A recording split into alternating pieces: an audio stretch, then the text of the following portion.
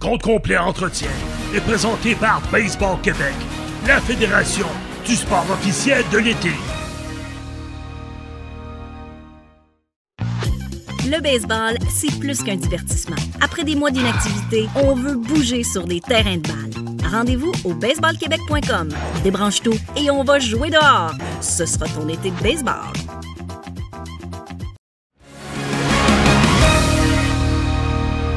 Bienvenue à Compte complet entretien et c'est avec grand plaisir qu'on reçoit aujourd'hui le jeune Charles Davalant. Qui est Charles Davalant? Ben, c'est un jeune joueur de baseball de la Rive-Sud, de la région de Montréal, de Saint-Bruno pour être précis.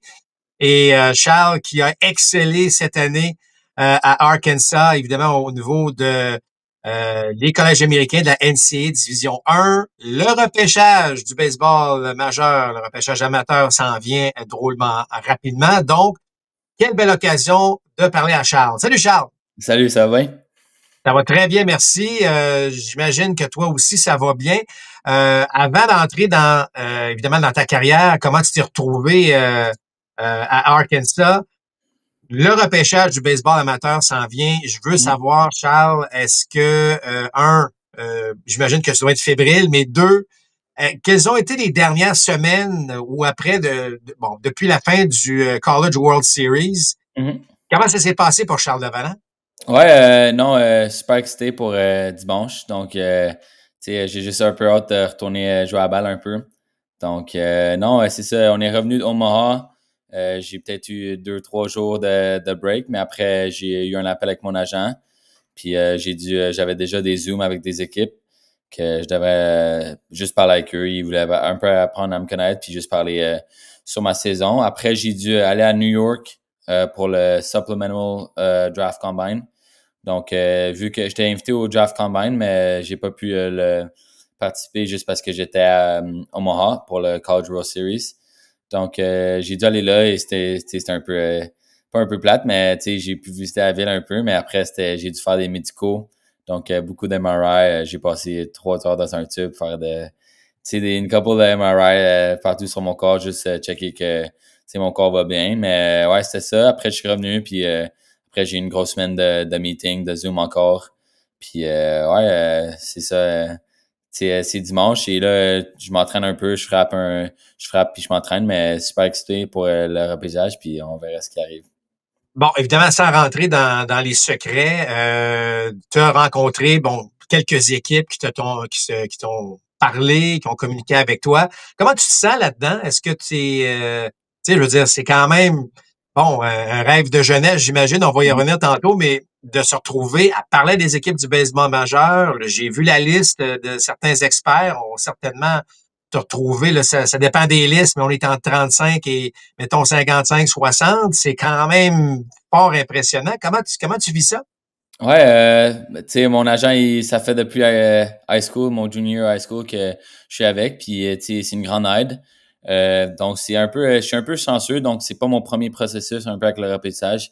J'avais un peu d'offres out of high school quand j'étais en Floride, mais non, fait que là, c'est mon deuxième. Je suis encore un peu nerveux, mais j'ai déjà eu l'expérience un peu une fois, mais non, c'est sûr, j'essaie de pas me mettre ma tête dans un peu dans les livres puis voir les articles de où je vais un peu aller, mais mon agent il est vraiment bon, on a un bon plan, puis on veut avoir la meilleure offre pour moi, puis juste aussi la meilleure place où je peux aller, parce que des fois, il y a des organisations que pas que tu peux t'empêcher d'aller, mais il y en a d'autres qui font une meilleure job de développer, d'autres que c'est des acheteurs, des vendeurs. Donc, il y a plein d'affaires. C'est ça qui est vraiment nice avec le repêchage de la MLB. C'est vraiment un des seuls que il y a plein d'affaires de backscreen que tu peux voir. Fait que non, super excité. Comme je dis, je pense que je suis un peu plus excité de jouer à balle puis retourner dans une routine. C'est qui ton agent, Charles? Nate Heisler. Donc, je l'ai eu en connexion avec mon coach high school en Floride. Il vient de la Californie, donc je suis certainement pas une de ses priorités. Il y a beaucoup de grands joueurs avec, mais non, il a été super gentil avec moi, puis ouais. Écoute, Charles, on va reculer un petit peu. Je veux savoir, le baseball, ça a commencé comment dans la vie de Charles Davalant? Ouais, donc, comme Québécois, c'est sûr qu'on a tous déjà joué au hockey. Donc, c'est un peu plus le hockey par-dessus le baseball. Mais j'ai joué quand j'étais jeune. J'ai vraiment aimé ça, le baseball. Mais c'était juste tough au Québec. J'ai juste joué un peu de 4 mois à l'extérieur. Fait que... mais non, à partir de 15 ans environ, j'ai dû prendre la décision si je voulais jouer au hockey ou au baseball. Puis, j'ai pris la décision de jouer au baseball. Je voulais toujours aller à l'école secondaire de Mortagne direct après mon primaire, mais mes parents, ils m'ont pas laissé. Juste parce qu'ils trouvaient que l'éducation un peu, il y avait une place meilleure ailleurs, puis ils voulaient pas que je me concentre direct à un sport out of du primaire. Donc, ouais, j'ai décidé de jouer au baseball. J'ai toujours adoré le baseball. C'est tough. Puis c'est vraiment ça que j'ai réussi à être capable de juste aimer le baseball même quand je fail ou, il faut que tu aimes le baseball autant quand tu vas 4 en 4 que quand tu vas 0 en 4. Donc, je pense vraiment que j'ai jamais été un des plus grands, plus forts au baseball, mais je pense où j'ai vraiment réussi à exceller, c'était dans cette catégorie-là de juste aimer le baseball puis un peu avoir un high IQ. Bon, tu es un bon athlète, tu l'as dit, tu as joué au hockey, au baseball. Écoute, Charles, t'es 5'9". Ça, c'est ce qu'on officiellement, là. T'es pas le plus grand et le plus costaud. Et évidemment, bon, tu le sais, l'athlète moderne, on cherche toujours le gars de 6'3", 2'10" qui court comme le vent. Comment tu t'es positionné dans ta tête à savoir, bon, ben là, je choisis le baseball, mais est-ce que ton physique te disait, est-ce que tu disais que bon, il faut que je compense ailleurs ou toi, ça t'a jamais dérangé et tu as foncé là-dedans? Ouais, je pense que ça m'a jamais dérangé. Comme tu viens de dire, je suis pas le plus grand, le plus costaud, mais j'ai vraiment dû, comme je viens de dire, juste exceller dans un peu le mental du jeu. Puis, tu sais, quand j'ai joué dans mes équipes, tu sais, j'étais jamais le meilleur, mais j'étais toujours la personne que je trouve qui aimait le plus le baseball, tu sais, qui voulait arriver au terrain tôt, partir tard, puis juste faire les petites affaires. Puis juste comme je dis, juste aimer le baseball, même quand tu fais ça, c'est une des plus grosses affaires que j'ai dû apprendre en jouant. Mais non, comme tu dis, je suis pas le plus grand, le plus costaud. Faut que je compense un peu ailleurs. Quand j'ai joué au Québec, quand j'étais jeune, j'étais toujours un frappeur de molle, je frappais pas grand double ou de circuit, mais j'avais un peu du bon bat to ball skill, mais c'est toujours drôle. J'étais toujours un glove first, comme on peut dire, un défendeur en premier. Puis après, quand j'ai grandi, puis j'étais allé jouer au collège, c'était un peu l'inverse où c'est un peu mon bâton qui est meilleur, là, puis ma défense est un peu en arrière. Mais non, j'ai juste appris à tout aimer à l'extérieur du baseball, qui peut m'aider dans le baseball, puis j'ai toujours aimé le baseball en tant que tel. Si c'est la nutrition, j'étais mince quand j'étais jeune, je devais manger ou m'entraîner plus. C'est juste des petites affaires comme ça à l'extérieur du baseball qui m'ont vraiment aidé à l'intérieur, mais je pense que à cœur, qu'est-ce qui m'a vraiment aimé, c'est que j'aimais le baseball, puis je savais que c'est ça que je voulais faire dans ma vie. Ouais, puis tu fais bien de mentionner que parfois les petites choses qu'on prend au sérieux, ça nous amène à de grandes choses plus tard. Tu as parlé qu'à 15 ans, il fallait que tu fasses un choix, tu as choisi le baseball. Le parcours t'a amené où à ce moment-là? Parce que là, on t'a dit, bon, t'es pas allé au sport-études. À 15 ans, Charles Davalin est parti où pour voir qu'est-ce qu'il peut faire dans le monde du baseball? Ouais, donc j'ai fait mes 3 premières années d'école secondaire à une école Jean de Lamennais, donc à la Prairie. Puis après cet été-là, quand j'étais en Sec 3, j'ai été sélectionné au 3 Division 2 à Domortagne. Donc j'étais qui était considéré un outsider. J'étais pas partie du programme, mais pendant l'équipe d'été, il y a une couple de fois que tu peux te faire choisir avec un outsider. Donc j'ai joué là, j'ai trippé, j'ai joué avec les coachs.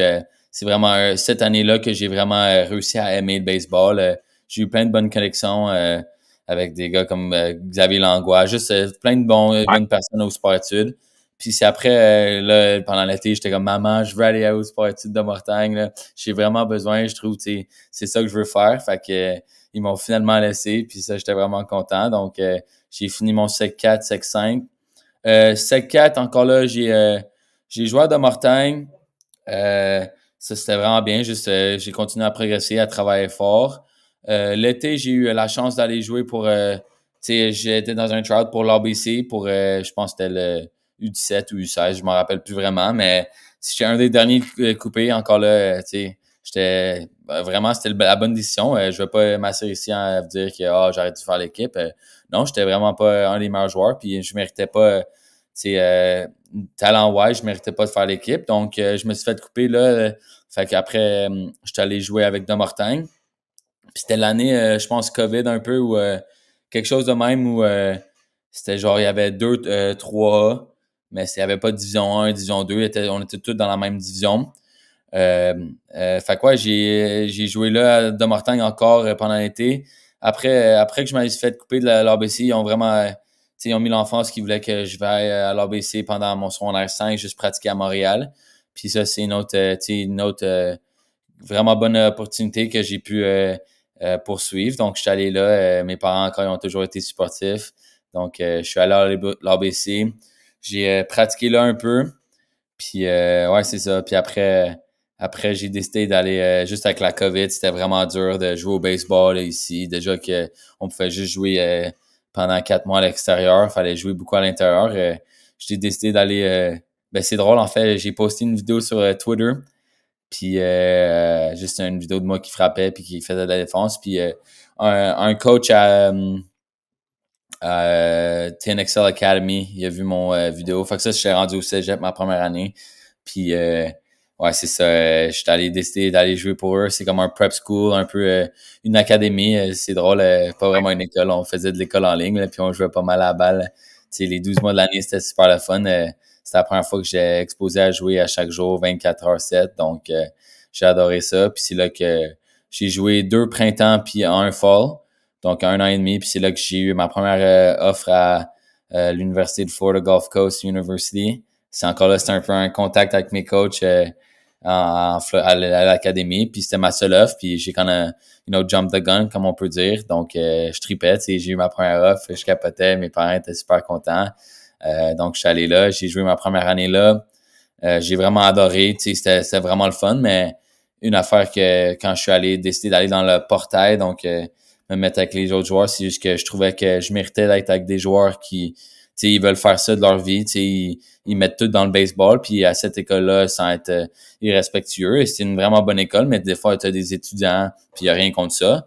Mais vraiment, je trouvais que je voulais essayer à mettre un talent à une école qui, tu peux avoir 20 draft prospects a year ou même juste jouer avec ça. Donc, j'ai fait des visites à une couple d'écoles, puis finalement, Arkansas, c'était la bonne école, puis c'est la meilleure décision que j'ai faite. Puis pendant cet été-là, j'ai eu la grande chance de jouer dans le Cape Cod as a freshman. Donc, ça, c'est vraiment là où je trouve que j'ai été exposé quand même à d'autres niveaux de ma game. C'était vraiment... c'est vraiment tough. C'était jouer en bois, des vraiment bons lanceurs, des bons joueurs dans mon équipe, mais je suis un grand fan de pick des brains des personnes, donc vraiment leur parler, puis comment ça l'aide eux, s'il y a de quoi qui va bien ou mal. Puis c'est vraiment là que j'ai été exposé à kind of the analytic part of the game. Donc il y avait pas ça à mon université, ma première université. Donc j'ai toujours été un gars qui joue old school, puis joue dur et tout. C'est drôle quand les scouts ils m'approchent, ils disent toujours qu'ils me voient que j'ai joué au hockey, puis je suis un peu robuste, des affaires de même. Mais c'était vraiment c'était juste ça. J'ai été exposé à analytic side of the game à Arkansas, puis dans le Cape, puis ça a vraiment pris mon game à un step extra. Ouais, puis pour les gens là qui savent pas, le Cape Cod League, c'est probablement la meilleure ligue des joueurs collégiaux américains là qui jouent évidemment parce que durant l'été, la saison évidemment du collège se termine au mois de mai, là, dépendamment jusqu'à où on se rend en série. Puis après ça, les joueurs veulent jouer durant l'été avant de se retrouver évidemment à leur collège. Mais c'est effectivement une ligue où tu te fais connaître. Ça s'est vraiment bousculé ton affaire, Charles, évidemment, là, dans très peu de temps. Tu as parlé de la Floride. Jusqu'à Cape Cod, jusqu'à te retrouver à Arkansas. Avant de continuer avec Arkansas, tu as parlé beaucoup à quelques reprises de tes parents. Moi, j'ai une image en tête. On était à plan de match à Boucherville, les premiers temps de plan de match, puis je voyais une mère qui faisait ce qu'on appelle du front toss avec son fils, puis je savais t'étais qui, mais je savais pas que c'était ta mère, puis j'avais dit à ta mère, je trouve ça fantastique de voir une mère venir entraîner son jeune. Elle était partie à rire. C'était le jeune Charles Davalant qui venait frapper. C'est ta mère qui faisait du front toss. Parle-moi de l'implication de ta mère dans ton amour pour le baseball. Ouais, ben là, je vais essayer de pas être émotif, là, mais mes parents, je les adore, tu sais. Ma mère, c'était toujours elle qui voulait que j'aille au plan de match, puis ils m'ont toujours supporté. Tu sais, c'était drôle, tu sais, Ray Calorie, un scout du Québec. C'est juste vraiment, je trouve que j'ai vraiment été l'idée à des bonnes portes. C'était une opportunité après une opportunité. Puis il y a des personnes qui peuvent dire que, tu sais, j'ai travaillé fort pour ces opportunités, mais c'est un peu aussi de la chance, tu sais. J'avais fait un petit camp de baseball. Encore, mes parents, ils m'ont mis dans un petit camp de baseball Empire. Puis Ray Calorie, tu sais, il m'avait vu, puis il voulait que je joue dans sa petite équipe de, tu sais, d'été. Mais c'est drôle, il a mené à une pratique, il m'a donné son... il était scout pour les Giants, puis il m'a donné sa petite carte de travail. Puis là, je suis revenu à la maison, puis tu sais, je tripais. « Hey, maman, check, il y a un scout des Giants qui voulait me parler. » Mais non, c'était vraiment le fun. Ils riaient un peu de ma face. J'étais tout jeune, puis tu sais, mes parents, ils trouvaient ça drôle, mais non, mes parents, ils ont toujours été là supportés, tu sais, puis je trouve que c'est le fun un peu, juste maintenant, ils sont retraités, puis ils peuvent, tu sais, être dans le même parcours que moi, me suivre un peu, fait que, non, ils ont toujours, ma mère, elle s'est fait frapper une couple de fois au plan de match quand, tu sais, je devenais plus vieux, mais non, elle a jamais dit non, puis je suis vraiment chanceux, mon succès, ça doit aller tout à eux, ils m'ont toujours aidé, mes parents sont vraiment le fun.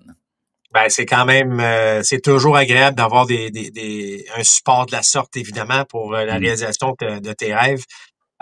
Écoute, Arkansas, tu te retrouves quand même là, dans une université, bon, non seulement bien connue, mais dans une grosse conférence. Là, on passe vraiment aux choses sérieuses. Tu arrives à Arkansas, c'est quoi ton rôle? Qu'est-ce qu'on te dit? Est-ce que tu vas jouer? Tu vas pas jouer? Comment ça s'est passé, tes premiers pas rendus à Arkansas? Ouais, fait que comme j'ai dit, j'ai joué dans le Cape, mais j'avais un peu parlé avec l'école avant, juste, tu sais, ils m'ont offert, puis c'était une vraiment bonne offre, puis je trouvais que c'était le meilleur fit pour moi. Ils me voyaient comme un joueur de champ, puis tout leur outfield, ils partaient. Donc, ouais, tu sais, eux, ils avaient en tête que j'étais leur starting center fielder, puis j'étais arrivé là l'automne, j'ai travaillé fort, j'ai joué dans le champ centre à chaque game. C'était juste vraiment le fun de juste, tu sais, compétitionner contre tellement des bons joueurs. Tu sais, à chaque jour, jouer contre des, tu sais, quand on faisait nos matchs inner squad contre les mêmes lanceurs, tu sais, j'ai affronté 2 first rounders cette année qui, tu sais, puis un autre first rounder qui est trop jeune pour se faire repêcher, mais juste, tu pratiques comme ça, puis ça, je trouve ça vraiment, ça élève ton match, puis, tu sais, c'était vraiment dur, fallait que je fasse ma place, juste parce que, tu sais, encore là, je suis pas le seul bon gars qui était là, mais je trouve que, you know, I'm a big believer que quand tu joues avec les meilleurs, ça sort le meilleur de toi si tu craques pas à pression, puis tu travailles fort. Donc, non, c'était vraiment, ils nous ont vraiment challengé les coachs dans le fall. Ça faisait une couple d'années de suite qu'ils se faisaient kind of bounce of their own regional. Ça veut dire qu'ils perdent leur propre regional. Puis d'habitude, quand tu hostes ton regional, t'es supposé de la gagner, mais faisait une couple d'années de suite qu'ils perdaient. Donc, non, c'était vraiment, ils nous ont vraiment poussé en arrière de nous, mais non, comme je te dis, j'étais le starting center fielder dans le fall. Après le début de la saison, j'ai starté lead-off center fielder, puis j'ai fait une coupe de miscue dans le champ centre, puis je me suis fait tasser au champ gauche, puis je pouvais pas vraiment chialer, je vais pas asseoir ici puis dire que j'étais le meilleur champ centre.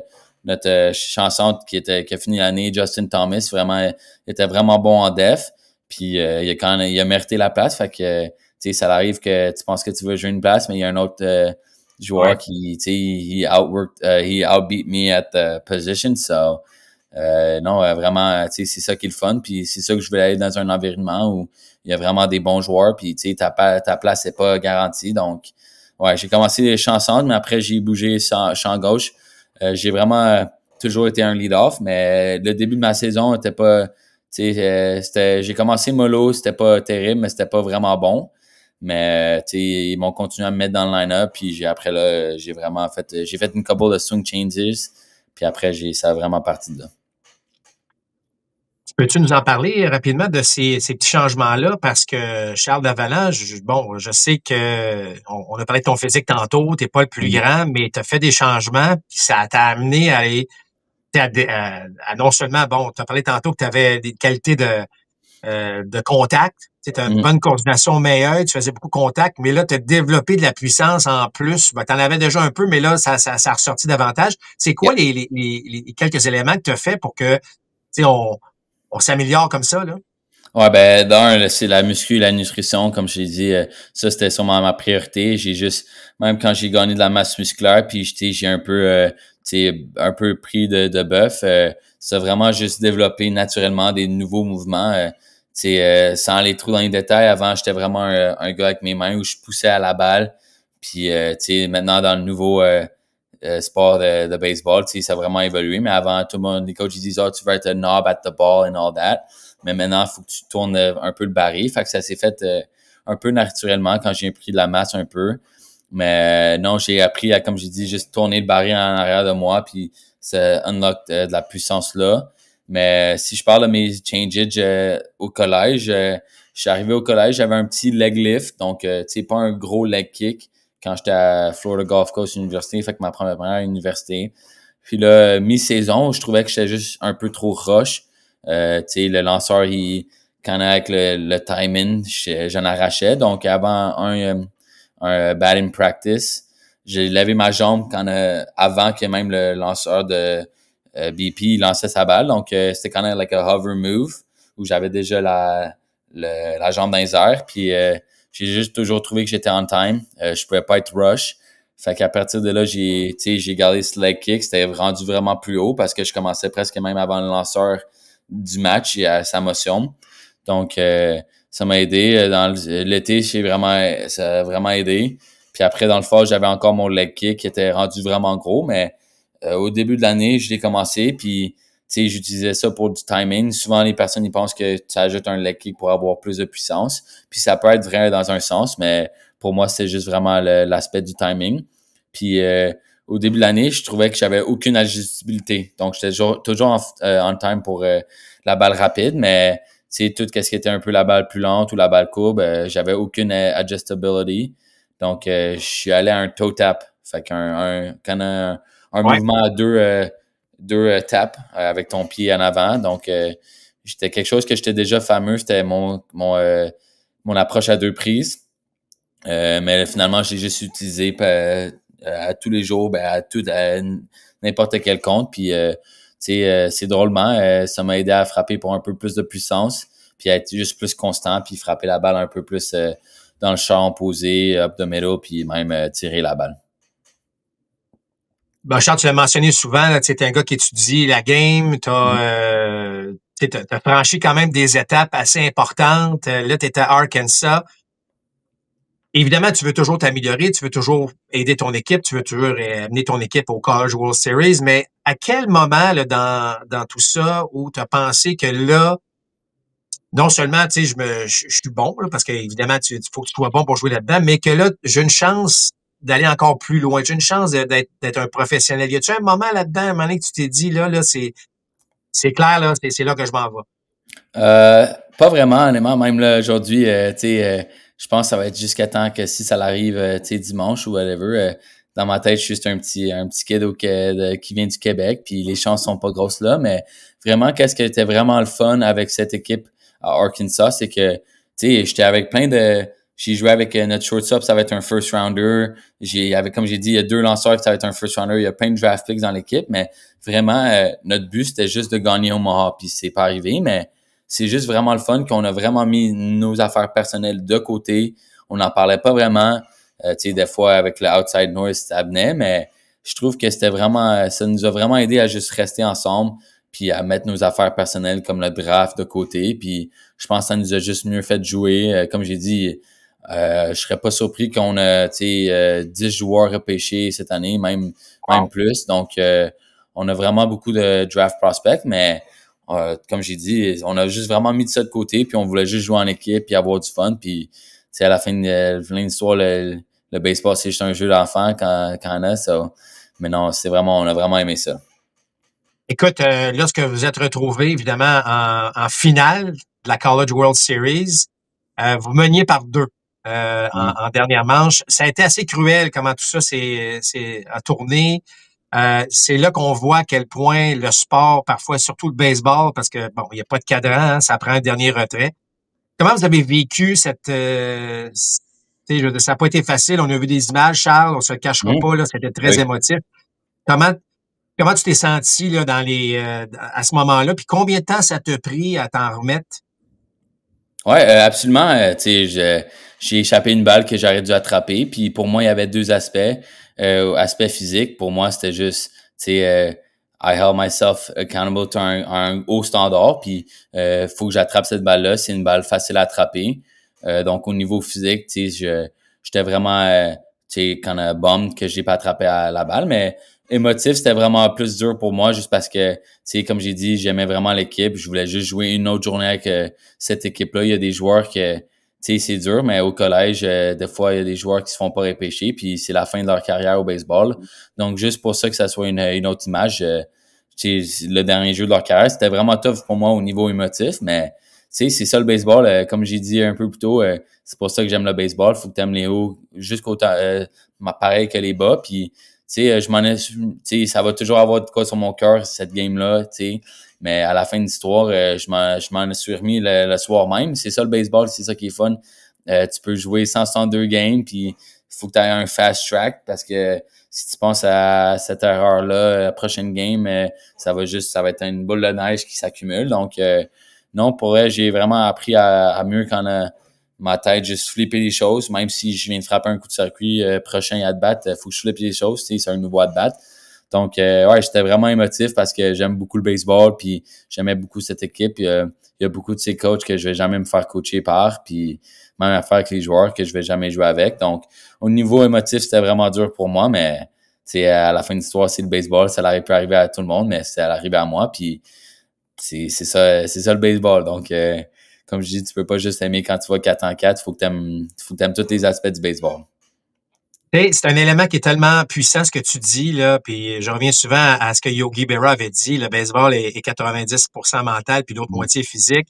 Puis on rit tous de ça, mais à quelque part, il avait raison. Puis toi, tu as semblé comprendre ça assez tôt. Tu as parlé beaucoup qu'il faut aimer le baseball, puis il faut laisser de côté, évidemment, les 0 en 4 ou les 0 en 10 ou les slumps ou les mauvaises séquences. Mais y a-tu un moment là où comment t'as appris parce que pour avoir été dans le baseball toute ma vie, là, c'est probablement l'aspect le plus difficile, c'est de contrôler, c'est d'accepter l'échec puis tout ça. Tu sembles avoir quand même eu cette attitude-là assez tôt dans ta vie, assez tôt dans ta carrière. Est-ce qu'il y a un élément qui t'a aidé à comprendre ça ou juste à réaliser? Parce que c'est montré beaucoup de maturité, là, que tu as 15 ans, là, puis tu dis, ben, c'est pas grave, on va se reprendre. Y a-tu quelque chose qui s'est passé à ce niveau-là? Ouais, je pense que ça vient un peu de mes parents. Ils ont toujours été, la famille, il faut juste que tu travailles fort. C'est bon de montrer des émotions, mais tu peux pas aller, you can't get too high, sinon tu vas tomber pas mal vite. Mais je pense, ça vient des parents, mais vraiment aussi le fait que, comme on dit depuis le début, j'ai jamais été le plus grand. Je peux pas me permettre de, slacker dans des petites affaires, des petits areas. Fait que j'ai vraiment appris à aimer la game dans les petites affaires, juste parce que je savais que ça allait m'aider. Puis, comme j'ai dit, je peux pas aller sur mon talent. J'ai presque pas de talent. Donc, faut que j'aille dans les petites affaires. Puis, j'ai écouté beaucoup le baseball. Puis, mes réseaux sociaux, c'est rempli de baseball. Donc, je sens que j'ai appris des joueurs de la MLB. C'est des joueurs de professionnels pour une raison. Faut que tu les regardes, leur swing. Donc, juste des petites affaires comme ça, ils s'accumulent. Mais vraiment, je pense, les deux choses les plus grosses que j'ai appris vraiment tôt, ça vient de ma famille. Puis c'est drôle parce que mes deux parents, ils ont jamais joué au baseball. Ils écoutaient jamais ça le baseball avant moi. Je suis quand même self-taught dans un fond où je l'ai appris moi-même, mais j'ai vraiment juste aimé ça de tous les aspects. Puis j'ai vraiment les petites affaires. Je trouve que j'ai aucun autre choix de faire les petites affaires comme il faut. Sinon, le jeu, il va juste encore plus me manger parce que je suis pas le plus grand, je peux pas aller sur mon talent naturel. Écoute, moi, mon époque, j'étais chanceux, j'ai grandi avec les expos, donc je pouvais imiter Tim Raines ou jouer comme André Dawson ou Gary Carter, des gars de même. Fait que je les avais dans le visage pratiquement, tous les jours, la télévision et tout ça. Il y avait plus d'expo. Toi, est-ce que, tu viens de parler que je regarde le baseball majeur, je regarde des joueurs. J'ai deux questions là-dessus. Un, est-ce que tu suis une équipe en particulier? Deux, est-ce que des joueurs que tu suis un petit peu plus juste pour voir comment ils réagissent ou comment leur élan fonctionne? Ouais, fait que ben, l'équipe que je suis, c'est certainement les Blue Jays. C'est la seule équipe du Canada. Fait que en ce moment, elles sont 9 victoires de suite. Le stade est pacté 40 plus à chaque game. Donc, c'est vraiment le fun, ça. Puis juste, ça me rappelle du temps de 2015, contre les Rangers, Bautista. Les frappes sont longues. Puis, ouais, c'est ça. le fameux bat flip, mais non, vraiment, juste voir la ville. Puis, c'est pas juste une ville, mais c'est tout un pays qui est en arrière d'une équipe. Pour moi, ça, c'est vraiment le fun. Donc, je garantis pas que je vais être drafté par les Blue Jays, mais je vais toujours avoir les Blue Jays sur mon cœur un peu, même si je joue contre eux. Donc, non, puis un joueur que j'ai joué, c'est que j'imitais vraiment, j'avais toujours la télé, puis j'apportais mon petit bat quand j'étais jeune, puis j'imitais, c'est Ryan Goins. Fait qu'il y a un deuxième but avant le champ. Il est vraiment pas connu, mais il frappe la gauche, puis il joue de la droite, puis il était un deuxième but. Fait que je trouvais que j'étais capable de relate comme ça dans un fond. Puis il frappait pas tant la balle, mais il était vraiment bon en def. Fait que c'était comme moi quand j'étais jeune. Puis maintenant, j'écoute tous les joueurs. Il y a toujours des affaires que tu peux apprendre d'un joueur à un autre. Judge, il est 6 pieds 7. Maintenant, il frappe avec un hitting coach qui est un peu vraiment new school, puis il apprend vraiment des nouvelles affaires, mais il est 6 pieds 7. Je peux pas tout regarder, mais il y a des affaires que son hitting coach puis que lui il fait que je peux apprendre. Mais vraiment un joueur que kind of model my game after, c'est Corbin Carroll. Un petit, c'est pas le plus costaud, mais il joue dur, il court vite, puis il frappe la balle. Donc il frappe la gauche, c'est un champ, mais il est gaucher dans le champ, mais quand même, je trouve qu'il y a une couple de similarités. Mais ouais, vraiment, I guess, à répondre à ta deuxième question, Ryan Goins quand j'étais jeune, mais sinon, je regardais un peu maintenant tous les joueurs. Ben oui, c'est sûr. Ben écoute, Carroll d'ailleurs, qui est rendu à 10 triples, fait que ça te donne une idée à quel point ce gars-là, il est extrêmement solide. Puis je pense que c'est un très bon exemple pour toi à ce niveau-là.